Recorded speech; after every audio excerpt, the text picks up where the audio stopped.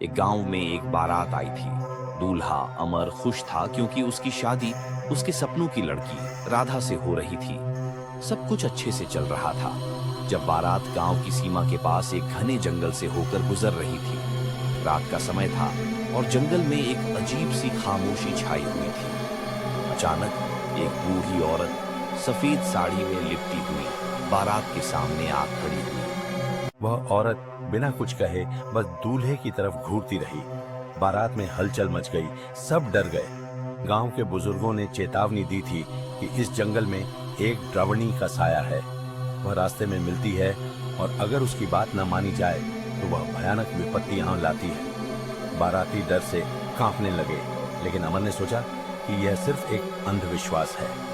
अमर ने घोड़ी से उतरकर उस औरत से रास्ता छोड़ने को कहा, लेकिन वह औरत हंसने लगी। उसकी हंसी इतनी डरावनी थी कि बारातियों की रूह कांप उठी।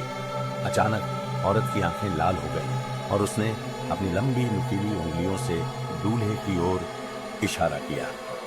अमर एक झटके से पीछे हट गया, लेकिन तब तक बहुत देर हो चुकी थी।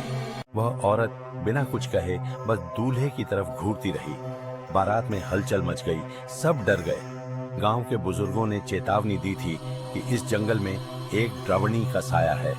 वह रास्ते में मिलती है और अगर उसकी बात न मानी जाए तो वह भयानक विपत्तियां लाती है। बाराती डर से कांपने लगे, लेकिन अमर ने सोचा कि यह सिर्फ एक अंधविश्वास है। अमर ने घोड़ी से उतरकर उस औरत से रास्ता छोड़ने को कहा, लेकिन वह औरत हंसने लगी। उसकी हंसी इतनी डरावनी थी कि बारातियों की रूह कांप उठी। अचानक औरत की आंखें लाल हो गईं और उसने अपनी लंबी नुकीली उंगलियों से दूल्हे की ओर इशारा किया।